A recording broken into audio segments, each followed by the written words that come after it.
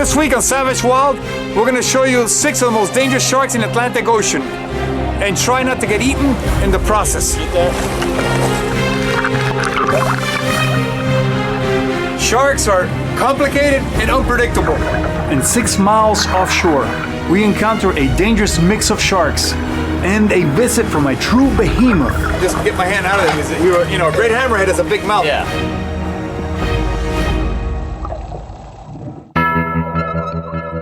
I am Manny Puig. I have spent my whole life learning to survive like Tarzan in the most dangerous and primitive wilderness, where you can be killed or eaten. I have learned the ways of giant, man-eating predators, deadly sharks, and reptiles, where every encounter may spell disaster in the savage wild.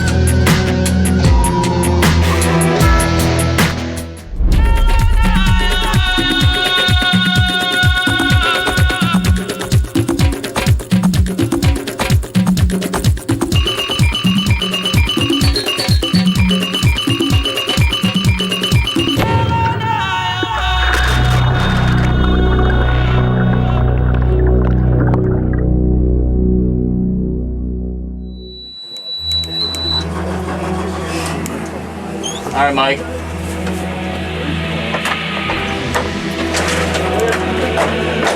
All clear? Good.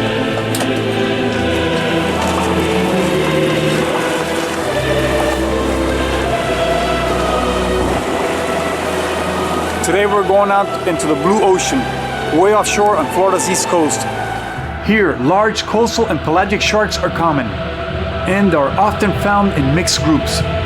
The possibility is endless. This is a vast, mysterious, blue, savage place.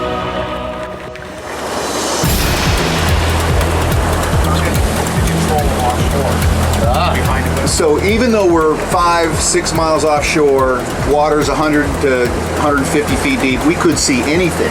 You could see anything. We could see anything. Anything. Well, actually, the water will be even deeper than that. It will start at that depth, but we'll go offshore very quickly. So you never know what will come up from the depths. There's actually been a couple of pressure sharks spotted too in the last couple of weeks. Fantastic. You know, we've been in the water with threshers and we can't get close enough to them. They're really shy. They can sense us and they come in because they are interested in what we're doing. But then as we approach them, they just back right off and we can't get within camera range. They're real shy. Oh, really? Real shy. Yeah, I've only seen 2 and they've been very far away from me too. You know, I didn't try to approach them, but they skirted off too.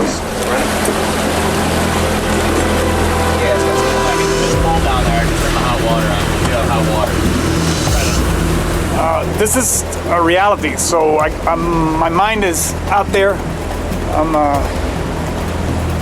don't like to talk about what's gonna happen until it happens. You know, this is reality. This is dangerous. This is super high adventure, and you know, I don't have much to say till I got something to talk about. But this could be tremendous out here. The potential for incredible encounters with some of the most dangerous sharks is about to happen. The variety of sharks in Florida waters is fantastic, and surprising encounters are not uncommon. Yeah, about 3 days ago, they saw about 5 or 6 great whites out on up north of Juneau. Man, that's rare. I mean, we see them maybe once, twice a year tops, and they saw 5 or 6 in one day. That's pretty amazing. It's the last minute. He just locks in on it and gets tremendous shots, man. In the line of fire. My best underwater cameraman, Quete, is phenomenal. And the reason he's so good is he can't see and he can't hear. So no matter what happens, he stays calm as a cucumber, cool as ice, and then asks us what happened at the end of the day, and the footage is awesome. Ignorance is bliss, man. Quete is so blind, I had to buy him this mask. These are readers inside here. They're like bottoms. This is my oldest setup. This is old setup. This is old setup, and he could see nothing with this, so he had to go with these. These are 3 1/4 readers that are bonded to the lens. Now he can actually see what's going on with the camera. Can't see anything else, but he can see what's going on with the camera. Awesome.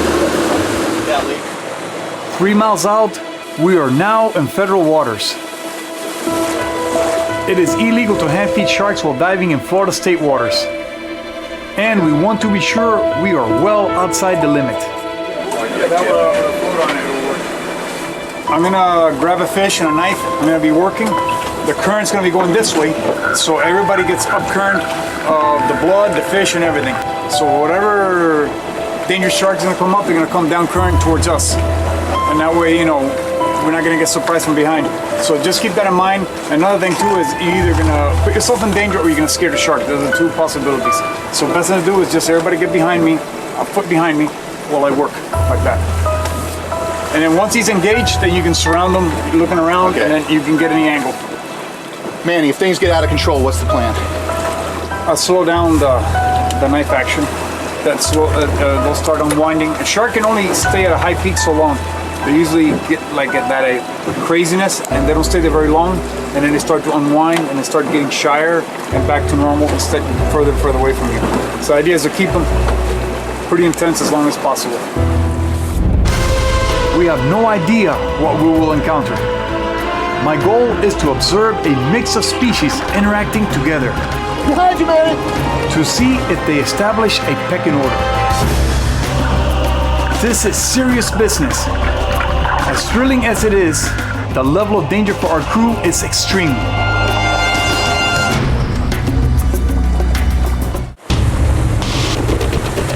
I am cruising 6 miles of Florida's east coast, directly into the Gulf Stream, searching for the most dangerous sharks found in the Atlantic Ocean. This is serious business. Anything can show up. That's exactly what I love about working with sharks in the open sea. It can go from boredom to sheer terror in an instant. So be ready for anything.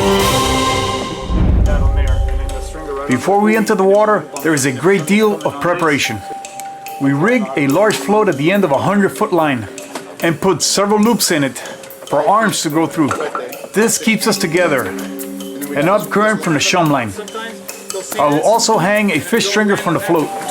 Free to come where my hand is. Sometimes they prefer. We may smile and joke on the way out, but now we're more serious and always a little bit nervous. This is stepping into the unknown. We have absolutely no way of knowing what may come charging up from the depths. Get through the anti-venom. I'm gonna need a, yeah, and as soon as I'm gonna need one in my hand. They want our liquid. As we gear up, a large sea turtle is keeping a curious eye on us.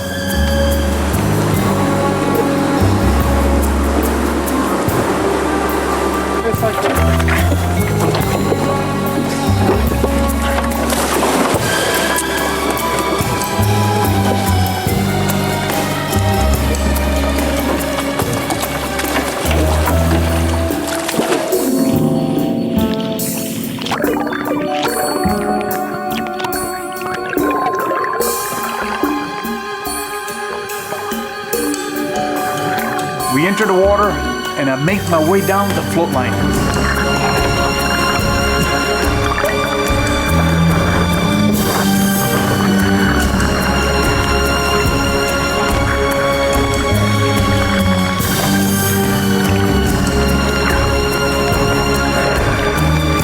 There are many ways to attract sharks, but I have my own proven method.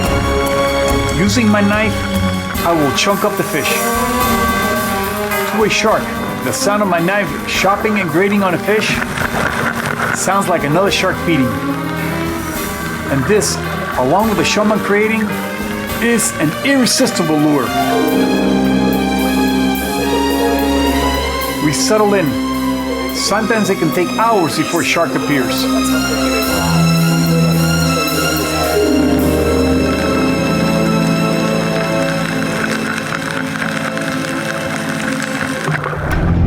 The first fish to show up is a barjack. Next, a spotted toonie. Locals call them bonita. They're hitting right here on my chunk. It zips around us, picking up pieces of shum. Mike Newman and Johnny Polito will try to catch as many toonie as possible. It's gonna be a long day, and we will need fresh fish to keep the sharks interested. Next, like a ghost, a gorgeous wahoo appears. This is one of the most amazing predators of the open sea. They are like swimming tigers. Few fish can escape them. But suddenly he darts off, And this is why. A big sandbar shark is rising from 200 feet to greet us. To see a large shark in the open sea is hypnotic. So beautiful, so ancient, and so dangerous.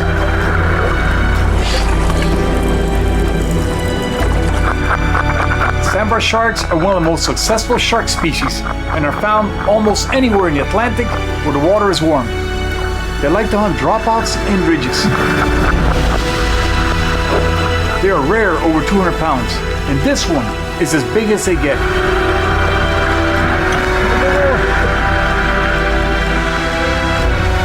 They aren't considered dangerous by most divers.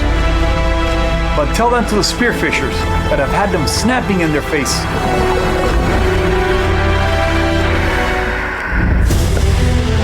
The sandbar shark is only the first to show up. And like stoking a fire, I continue shredding fish. I want to see a crazy mixture of sharks show up. Pelagic and large coastal sharks. How they interact is fascinating to me. That's how you do it. But our team needs to stay in constant alert. One mistake here could easily cost one of us our lives.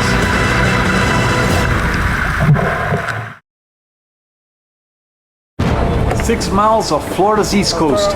I am on the hunt for dangerous coastal and pelagic sharks, using my own technique to call them in. I want to see how they interact with each other. Is there a pecking order based on size or species? So far, the only arrival has been a lone sandbar shark. But as the Shumslick spreads and we drift north with the Gulf Stream, fantastic encounters are bound to happen.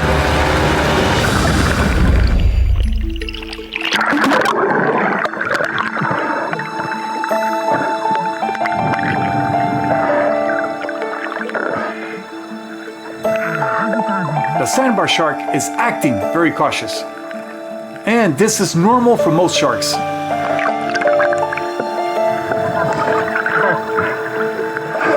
I continue to shred fish, hoping to bring him closer. Suddenly, below us, a fantastic school of jack crevalle appears. Jack crevalle are powerful predatory fish, common in Florida waters. The sandbar seems content to cruise among them.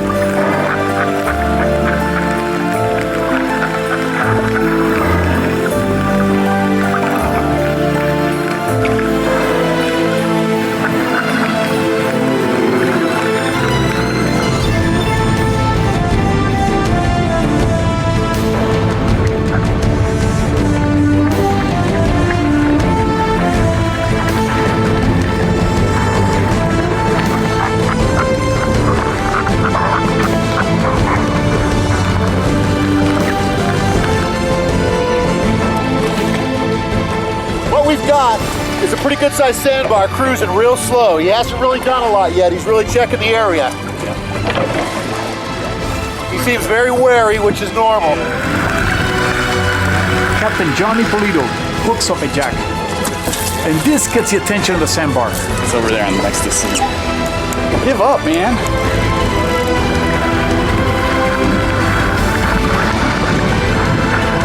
He's getting chased by a shark right now. Yeah, there's a shark right behind him.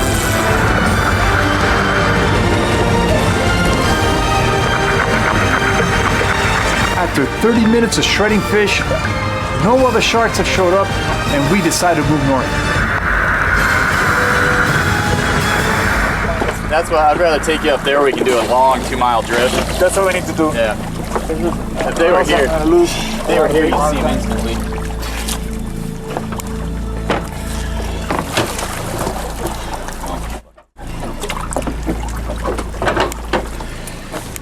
Man, you got some free dive skills. Put in that black tub, please. Yep. Nothing is guaranteed in the ocean. I know this more than anyone. The sharks could swarm us on the next dive, or it could be a bust. I have to carefully pace myself. Shredding these fish is tiring. Take you up here where there's a nice long drift and get you right there.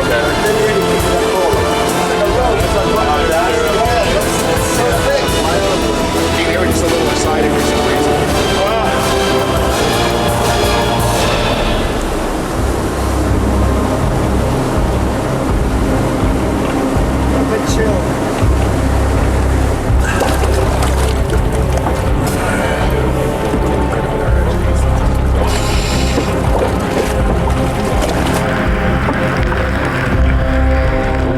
isn't as clear, and clouds of baitfish begin to appear. Suddenly, a Caribbean reef shark appears. Followed by another. These sharks are difficult to bring in close, unless they are attacking. They have definitely been the culprit on numerous attacks.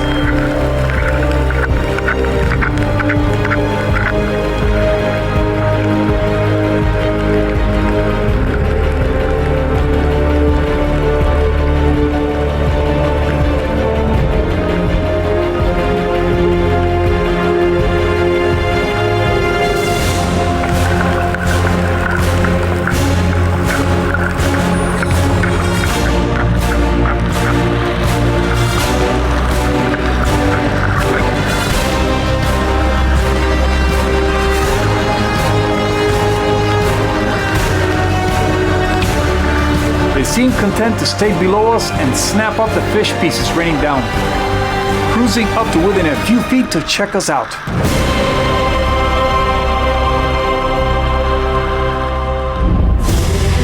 We have now seen two species of large coastal sharks, sandbar and Caribbean reef sharks.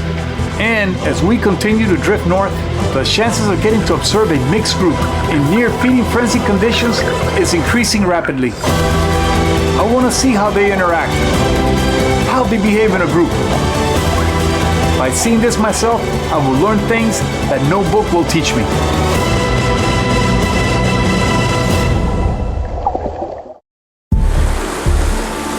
Six miles off the Florida coast, I'm hoping to observe a mix of dangerous sharks feeding together, to see how they interact.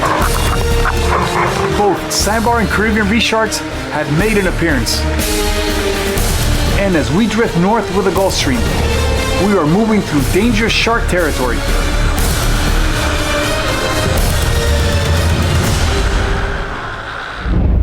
Oh, cool.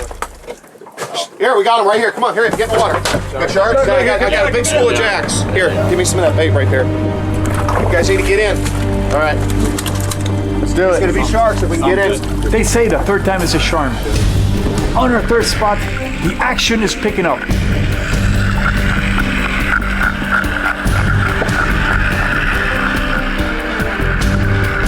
A bull shark rushes up to investigate. Bull shark, he's coming in hot. Let me get him hot. Everybody just hold the position, relax. Let me get him hot. One of the most feared sharks that swims in the sea. They are unpredictable and vicious, and almost never alone.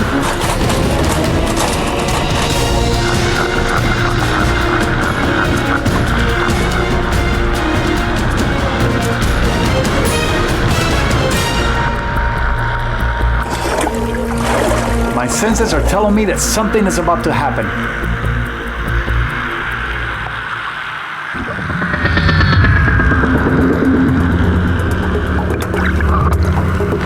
And sure enough, two more bulls show up.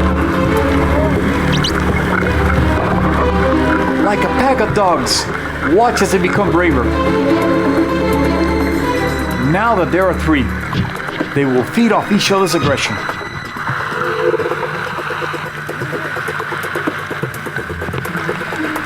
The bull sharks are heating up, and suddenly, an awesome encounter. A 10-foot dusky shark cruises right up to us.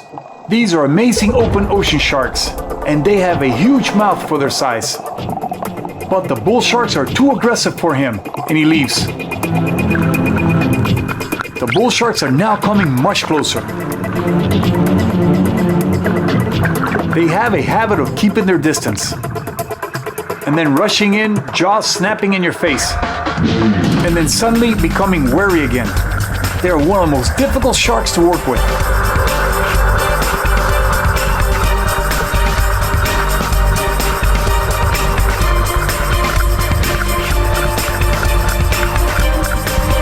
One of the bulls grabs a string of fish hanging from our buoy and rockets away with it. Oh, nice footage. Get that?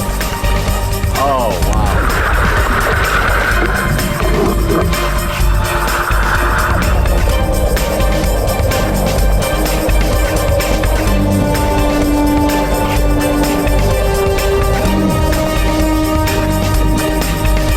minutes later, they are gone.